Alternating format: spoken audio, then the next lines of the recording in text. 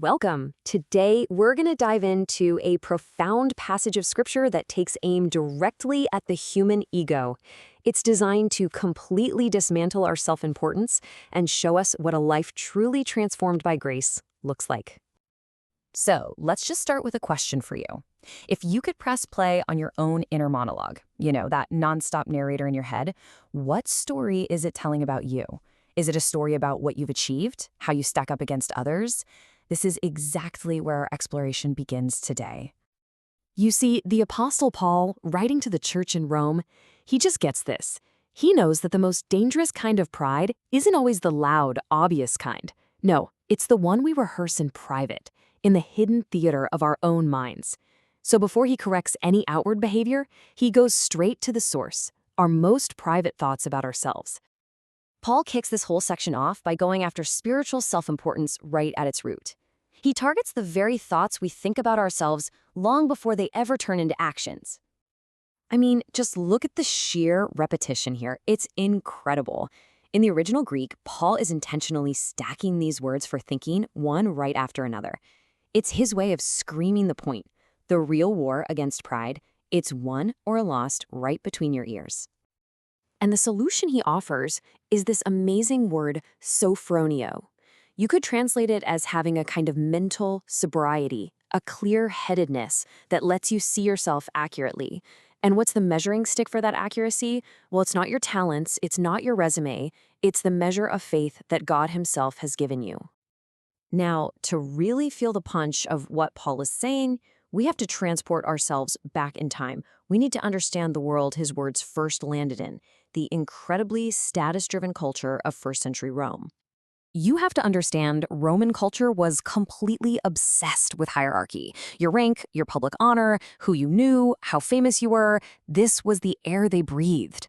And the church in Rome was this messy mix of people from that exact culture, all trying to figure out where they fit.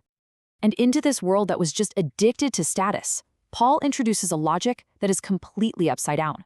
Where Rome worshipped hierarchy, the kingdom values service.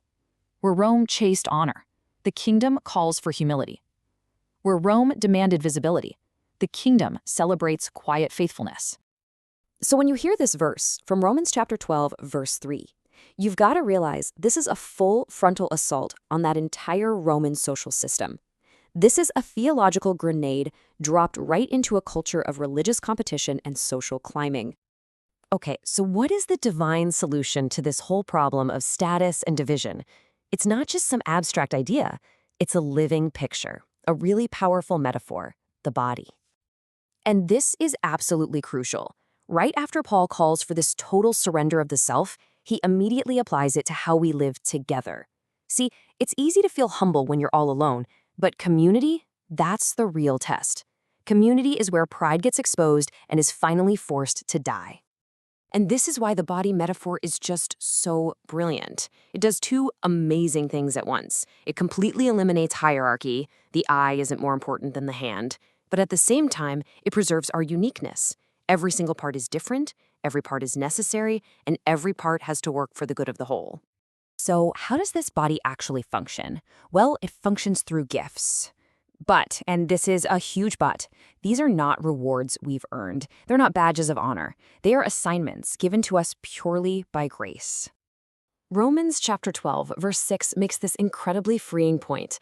Our differences do not mean some of us are deficient. Your gift is different from mine, but that doesn't mean it's better or worse. And why is that? Because grace is the source of it all. Grace doesn't make us all the same. It positions us all perfectly. And just look at this list of gifts. Do you see the pattern? The emphasis is always on the way you serve, not how big or flashy the gift is. It's not about being the most amazing prophet. It's about prophesying in proportion to faith. It's about serving faithfully, giving generously, showing mercy cheerfully. It's all about faithfulness in the ordinary, everyday stuff. And all of this is leading us to what I'd call the quiet, Christological bomb right at the center of this passage. The one truth that holds this entire body together. Now let this sink in for a second. Every function, every gift, every role inside the body, the teacher, the leader, the giver, is in a certain sense replaceable. God can and will raise up others to fill those roles. There is only one member of this body who is completely unique, absolutely essential, and totally non-negotiable. The head, Jesus Christ. He alone is the one who assigns the gifts. He sustains the body, he defines our faith, and he unifies all our diversity. You see, the point isn't to find your gift so that you can shine. The point is to use your gift so that the body, sustained by Christ its head, can live and thrive. So when you get right down to it, this passage isn't really about helping you identify your spiritual gift.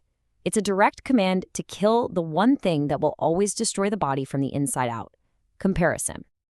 Paul's logic here is both brutal and unbelievably freeing. Comparison just becomes impossible when you really grasp that everything you are and everything you have is a completely undeserved gift of grace. What is there to be proud of? What is there left to compete about? At the end of the day, this entire passage is a portrait of Jesus himself. He is the one who didn't grasp for status or demand the spotlight. He served according to the Father's will and gave himself up for the life of the body. And the church, his body, is called to take on his shape. So what does that look like for us? It looks like this. The most Christ-like thing you can do is to stop trying to be exceptional and just start being faithful right where grace has placed you. And in our world, that kind of quiet, humble obedience is a truly scandalous and beautiful thing. This is the sober judgment that sets us free. It frees us from that crushing weight of comparison and self-promotion. And it frees us to serve not for our own glory, but for the life of the body and for the glory of its one irreplaceable head, Jesus Christ.